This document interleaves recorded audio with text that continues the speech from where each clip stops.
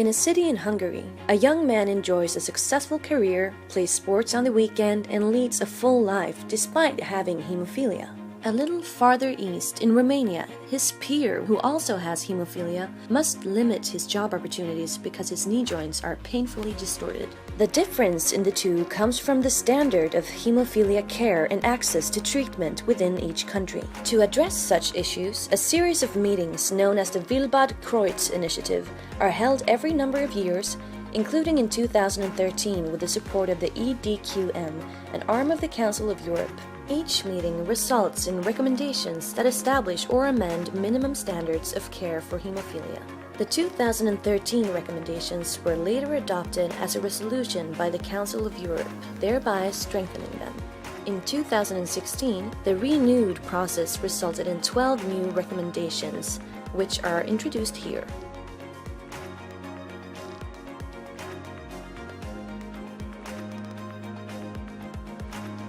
In the 1970s and 80s, many people with hemophilia were infected with HCV through their government-provided treatment. This became one of the leading causes of death in the hemophilia community. Novel drugs called direct-acting antiviral agents can cure HCV, and people with hemophilia should have immediate access to them.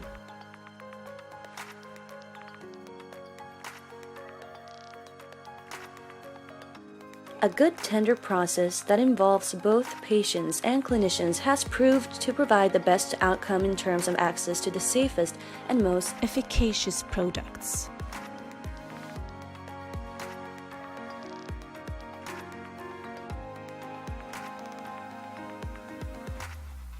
Since the introduction of clotting factor concentrates, the life expectancy of people with hemophilia has greatly increased.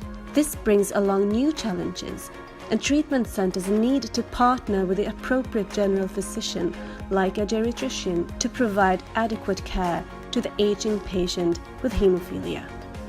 Patients have become experts on their condition. Clinical systems and governments need our input to understand what treatment options are best for us.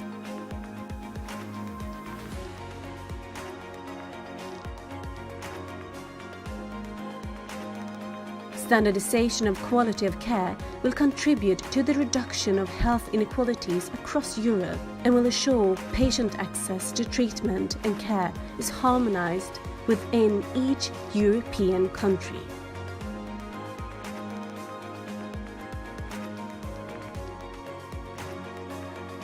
In order to better inform decision makers about the most appropriate products, data from individual treatment centers should be collected at national levels through databases. We need to show kids with hemophilia that they can be active and contribute to society like all healthy people. Hemophilia doesn't have to be a disease, it can just be a condition, really.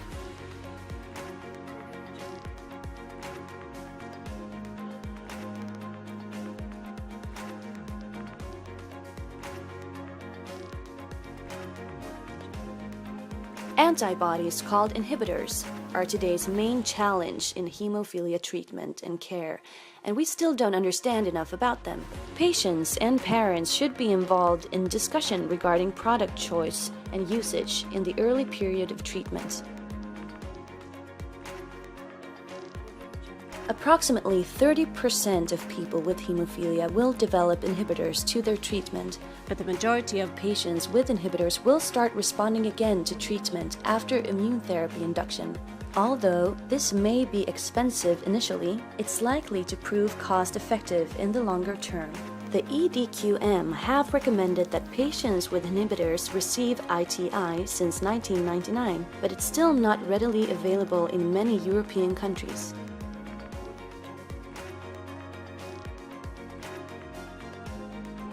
Some surgeries, especially orthopedic ones, can really improve quality of life but should only be carried out in centers with relevant experience. People with hemophilia and inhibitors feel despair because it is a disease within a disease.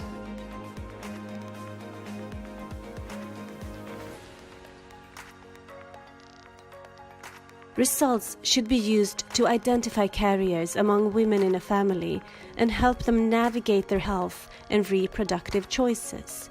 Results should also be used to adapt treatment for people with mild and moderate haemophilia who bleed in different ways.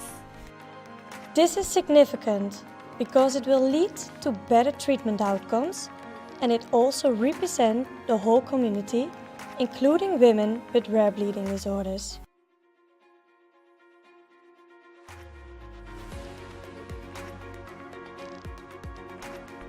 New longer life products make it possible for people with haemophilia to be equally protected from bleeds with less infusions or better protected with the same infusion. However, it is crucial to tailor treatment to each patient based on their individualized needs.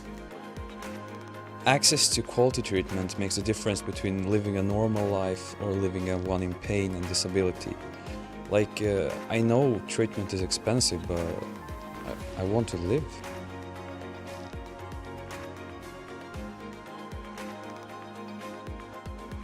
This makes it possible for more people to receive treatment on a prophylaxis basis instead of only after a bleed occurs. Prophylaxis helps prevent bleeds, preserve joint function, or slow the progression of joint damage. Overall, this will ensure for less burden on patients and healthcare systems.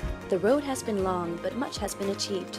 We are firmly on our way and are now equipped with more tools to ensure adequate treatment and care for all people with haemophilia across and within all European countries. These recommendations can help. The EHC and our national member organizations are ready to partner with national and European decision makers to implement them. Join us on our path. Kierkegaard said that the most painful state of existence is remembering the future, and particularly the future you can never have. Enforcing these EDQM recommendations will give people with haemophilia a future and will give them a life free of pain where they no longer have to live on the shadows of society.